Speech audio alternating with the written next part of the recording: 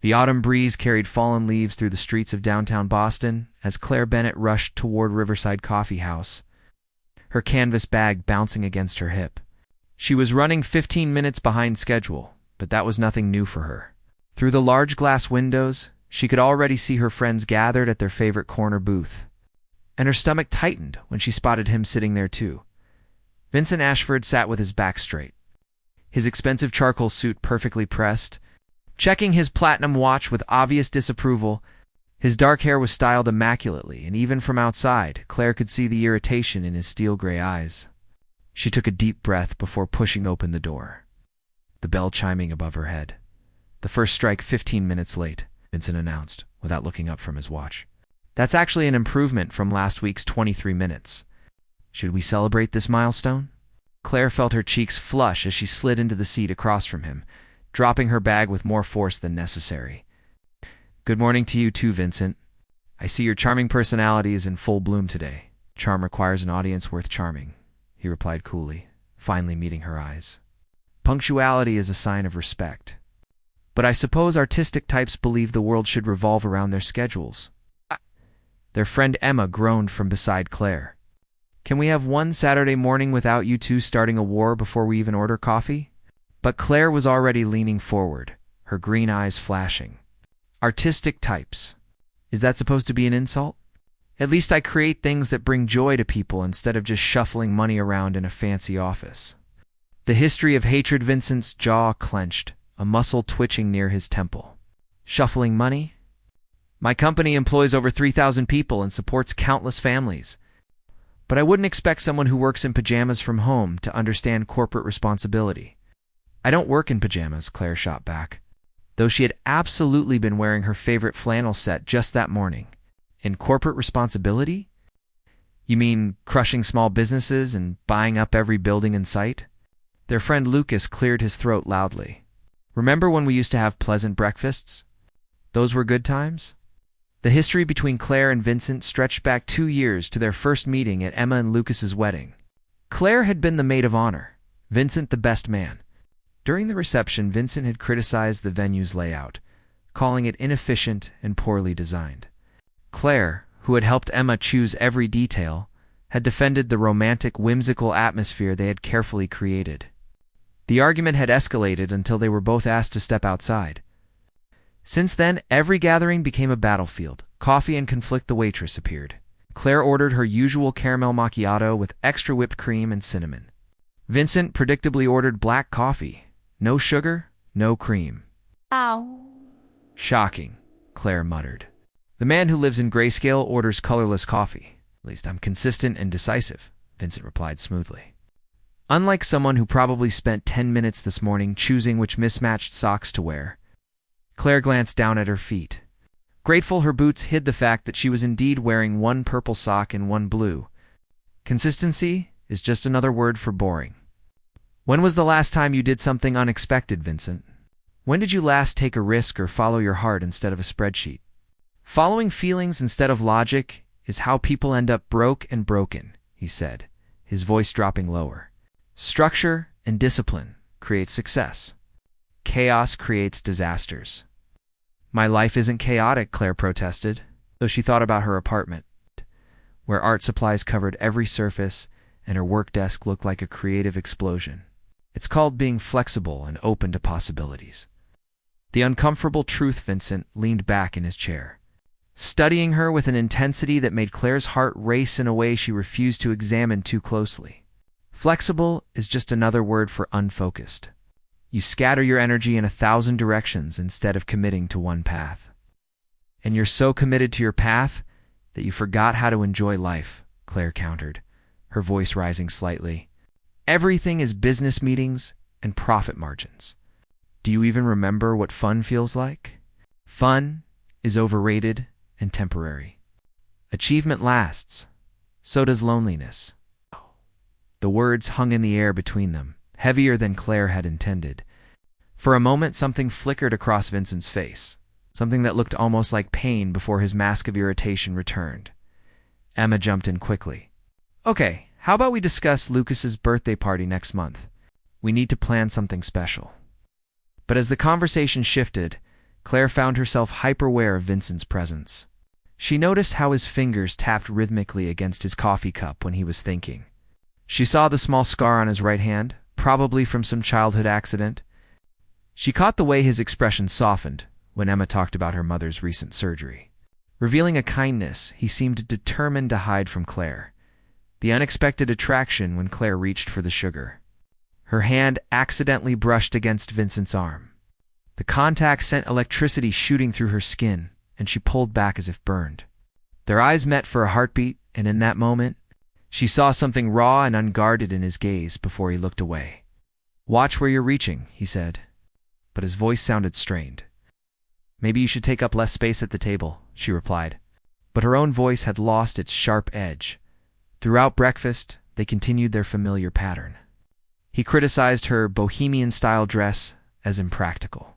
She mocked his tie as boring. He questioned her decision to take on a startup client who might not pay well. She challenged his refusal to support local artists instead of corporate brands. The dangerous realization as they left the coffee house. Vincent held the door open in an automatic gesture of courtesy. Claire paused, surprised by the gentlemanly act. "Don't let it go to your head," he said dryly. "I'd hold the door for anyone." "How gracious of you," Claire replied. But she couldn't help noticing how the morning sunlight caught the gray flecks in his eyes, making them look like polished silver. Walking to her car, Claire made the mistake of glancing back. Vincent stood on the sidewalk talking to Lucas, his profile sharp and striking in the autumn light. Her stomach flipped unexpectedly and she quickly looked away, annoyed with herself. He was everything she couldn't stand in a person. Controlling, rigid, judgmental, completely closed off to spontaneity and joy. So then, a small voice in her head asked if she hated him so much, then her pulse raced every single time they argued. If she despised him, then she found herself thinking about their next meeting all week long. If he irritated her so deeply, then the accidental brush of his hand sent fire through her veins. Claire drove home with these questions swirling in her mind, refusing to acknowledge the answer that terrified her most. Somewhere beneath all the arguments and insults, beneath the 2 years of bitter rivalry, something else had been growing. Something dangerous and undeniable that she was absolutely not ready to face. The war between them was far from over. But the battlefield was beginning to shift in ways neither of them could predict. Claire stared at her phone in disbelief, reading Emma's text message for the 3rd time. Her best friend wanted to meet for lunch, claiming she had something important to discuss. 20 minutes later, Claire sat across from Emma at their favorite bistro, watching her friend's nervous fidgeting with growing suspicion. "Just tell me whatever it is," Claire said, sipping her iced tea. "You've been acting strange all morning." Emma took a deep breath. "Lucas and I need your help. We're organizing a charity gala for the Children's Hospital next month, and we need someone to handle all the creative aspects. Decorations, themes, visual presentation. You're the only person I trust with something this important." Claire felt warmth spread through her chest. Of course I'll help. You know I love doing this kind of work." "There's just one tiny detail," Emma added quickly, her words tumbling out faster. "Someone else is handling the logistics, budget, and venue coordination. You'll need to work together on everything." "Who?" Claire asked, though a sinking feeling in her stomach already knew the answer. "Vincent." The trap springs Claire nearly choked on her tea. "Absolutely not." "Emma, you cannot be serious right now." "Please, Claire," Emma begged, reaching across the table to grab her hand. "This gala means everything to Lucas and me. His little nephew is being treated at that hospital. We need the best people, and that's you too." Vincent agreed this morning. He agreed. Claire's voice rose in pitch. "Vincent Ashford actually agreed to work with me." Emma looked guilty. "Well, I might have told him you already said yes." Across town, Vincent sat in Lucas's office with a similar expression of betrayal on his face. Lucas held up his hands defensively. "Before you murder me, just hear me out," Lucas said. "This gala is for sick kids, Vincent. Kids like my nephew Jamie. I need people I can count on, and that's you and Claire. Yes, you fight constantly, but you're both incredibly talented." Vincent's jaw tightened. "You manipulated both of us." "I prefer the term strategic planning," Lucas replied with a weak smile. "Come on, It's 6 weeks of coordination. You've handled billion-dollar mergers. Surely you can survive a month and a half near Claire without killing each other. Vincent wanted to refuse. But thinking about Jamie's brave smile during his last hospital visit made the words die in his throat. Fine. But if she makes this impossible, I'm walking away. The first planning meeting 3 days later. Claire arrived at Vincent's downtown office, her heart pounding with anxiety and something else she refused to name. His assistant led her to a sleek conference room where Vincent already sat, surrounded by spreadsheets and venue brochures. You're actually on time, he said without looking up. Should I check if hell has frozen over? Let's establish some ground rules, Claire said, dropping her portfolio on the table with a thud. We're doing this for Emma and Lucas, not for each other. We stay professional, we stay civil, and we get through this without murdering each other. Agreed? Vincent finally looked at her, his gray eyes unreadable. Agreed. I've already researched 5 potential venues. We need to decide by Friday. I've sketched 3 theme concepts, Claire replied, pulling out her tablet. We should align on the overall vision before worrying about logistics. For the next 2 hours, they worked with surprising efficiency. Vincent's organizational skills complemented Claire's creative vision in ways neither expected. He found practical solutions to her ambitious ideas, while she softened his rigid structure with warmth and imagination. By the end of the meeting, they had outlined a plan that excited them both. Same time, Thursday? Vincent asked as they packed up. Claire nodded, surprised by the absence of their usual hostility. Thursday works. Cracks in the armor over the following weeks, the planning meetings became routine. They met 3 times a week, usually in the evenings after Claire finished her client work and Vincent left his office.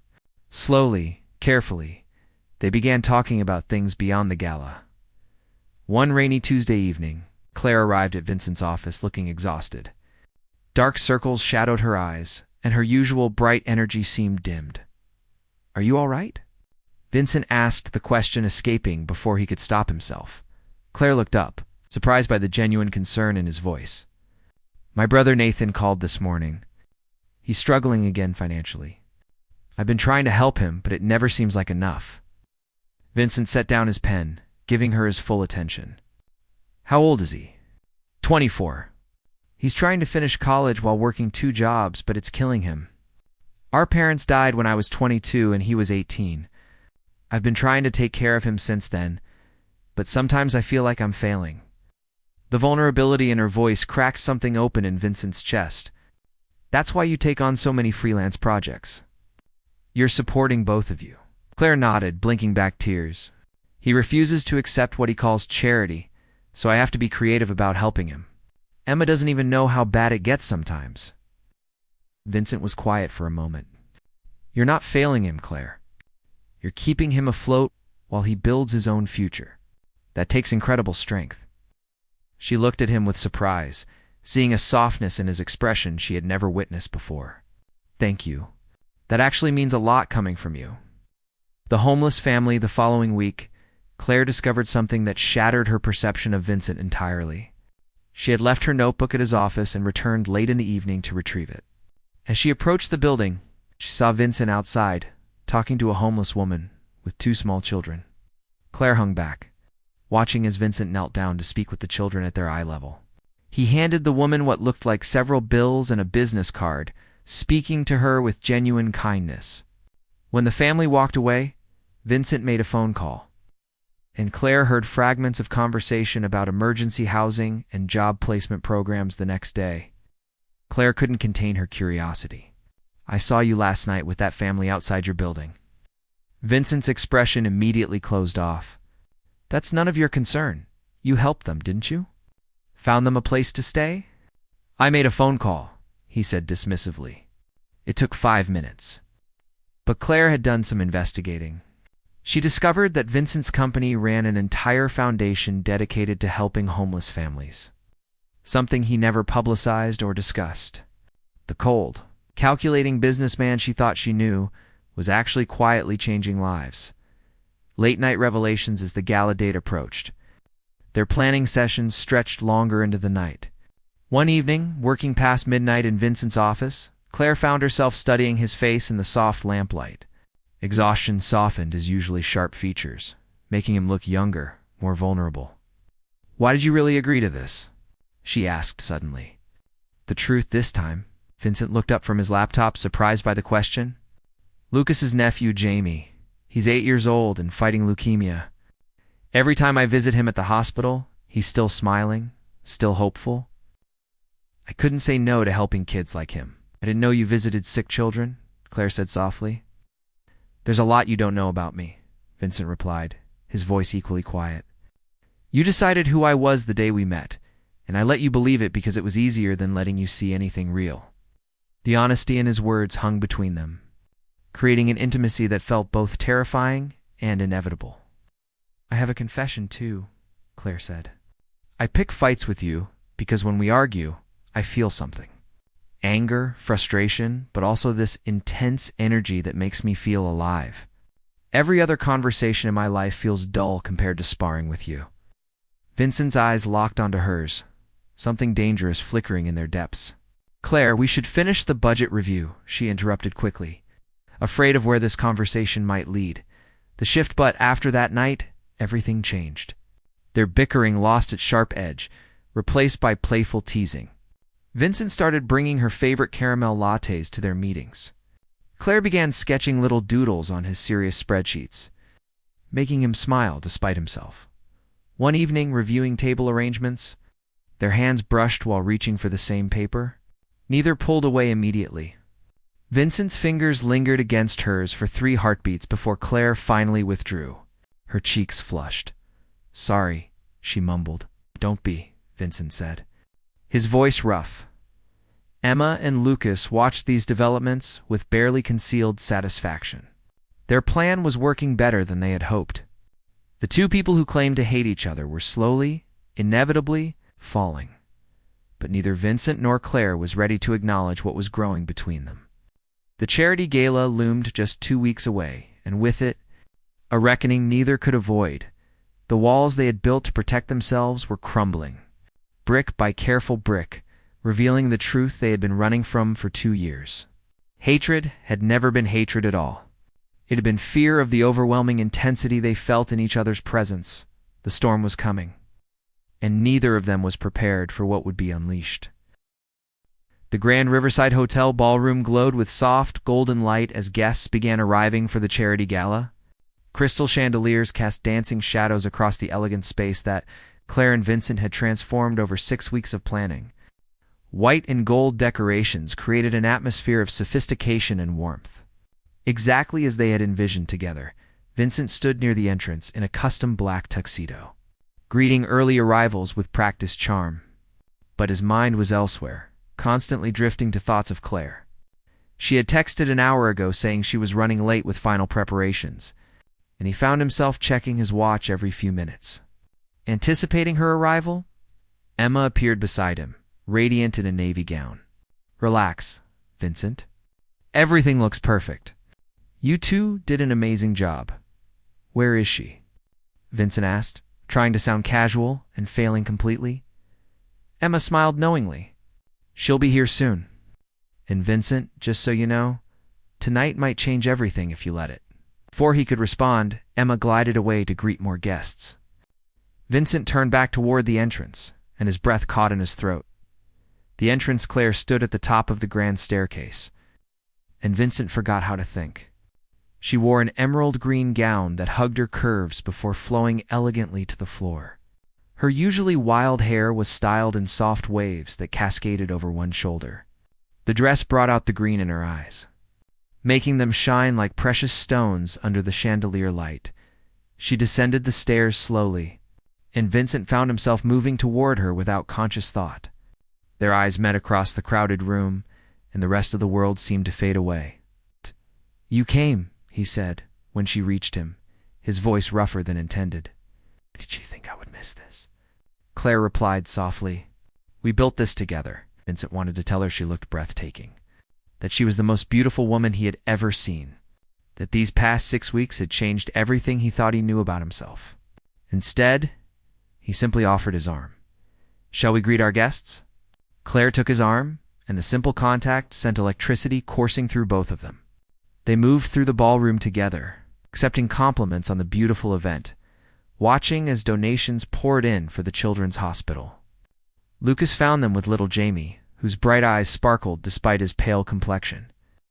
"This is the best party ever," Jamie declared, hugging both Claire and Vincent. "Thank you for helping all the kids like me." Claire knelt down, her expensive dress pooling around her. "You're so brave, Jamie. All of this is for amazing kids like you." Vincent watched her interact with the child, something tender and fierce awakening in his chest. How had he ever thought her irresponsible or chaotic? She was compassionate, creative, and incredibly strong. The confrontation, the evening progressed beautifully, until Vincent's business rival, Richard Sterling, approached with too much wine in his system and malice in his eyes. Richard had lost a major contract to Vincent 6 months earlier and clearly held a grudge. "Ashford," Richard sneered, his words slightly slurred. "Quite the little event you've put together. Though I have to question your choice in decorators. A bit too whimsical and childish for a serious fundraiser, don't you think?" Vincent's jaw tightened. But before he could respond, Richard turned his attention to Claire. "Let me guess. You're the artist responsible for this cotton candy fantasy? Did you even consider that serious donors want elegance, not a kindergarten birthday party?" Claire felt her cheeks burn with humiliation as nearby guests turned to watch the scene. She opened her mouth to defend her work, but Vincent stepped forward, his voice cutting through the murmur of conversation like ice. "That's enough." "Sterling," Vincent said, his tone deadly calm but filled with barely contained fury. "Claire Bennett is one of the most talented designers in this city. The fact that you lack the sophistication to appreciate beauty and warmth says everything about your character and nothing about her work." Richard laughed mockingly. "Defending your little decorator, Ashford. How touching. I didn't realize you had gone soft." Vincent moved closer, his presence suddenly intimidating despite his controlled demeanor. "Claire created something meaningful tonight, while you've contributed nothing but bitterness and cheap insults. The donations speak for themselves. We've raised 3 times our goal, and that's because people respond to genuine heart and talent, to things you clearly lack." He turned to Claire, his expression softening immediately. "And for your information, she's not my decorator. She's brilliant, creative, compassionate, and worth 100 men like you." The surrounding guests began applauding, some even calling for Richard to leave. Vincent's assistant appeared promptly, escorting the drunken man out. But Vincent barely noticed. His eyes were locked on Claire, who stared at him with wonder and something deeper that made his heart race. "The garden moment, come with me," Vincent said quietly. Taking her hand, he led her through the French doors onto a terrace overlooking the hotel's private garden. The night air was cool and sweet, filled with the scent of late-blooming roses. Music from the ballroom drifted softly through the open doors, but they were finally alone. "You didn't have to do that," Claire said, her voice shaking slightly. "Defend me like that." "Yes, I did," Vincent replied, turning to face her. The moonlight painted silver highlights in his dark hair, and his gray eyes looked almost luminous. "Claire, I need to tell you something, and I can't keep it inside anymore." "Vincent, I've been lying to myself for 2 years," he continued, the words rushing out like a dam breaking. "I told myself I hated you because hating you was safe. But the truth is, I've been terrified from the moment we met."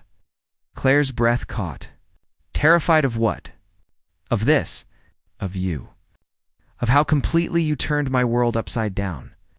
Vincent stepped closer, his voice dropping to barely above a whisper. "Every time we argued, I felt alive in a way I never had before. Every time you challenged me, you made me question everything I thought I knew.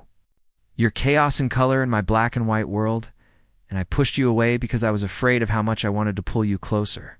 Tears gathered in Claire's eyes. "I thought you despised everything about me."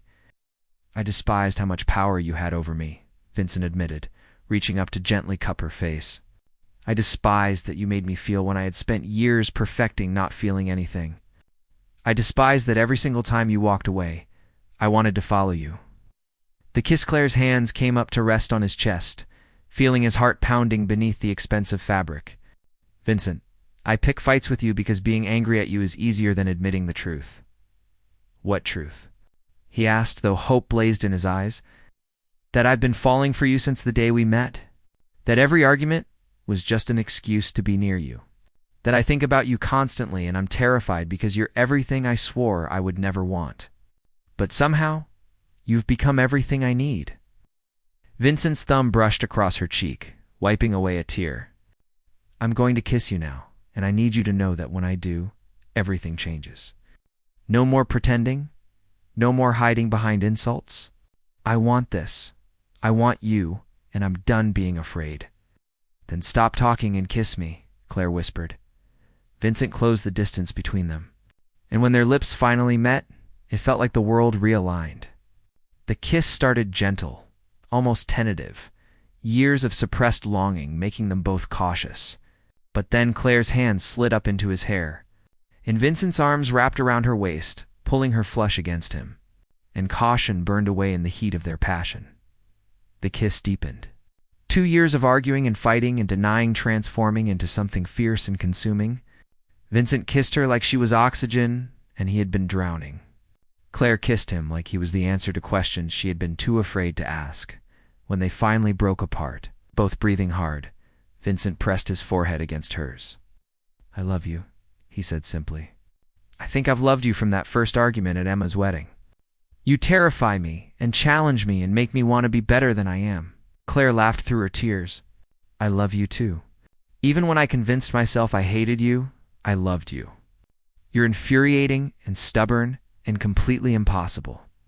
And I wouldn't change a single thing about you. The new beginning, they stood in the garden, wrapped in each other's arms, as the gala continued inside.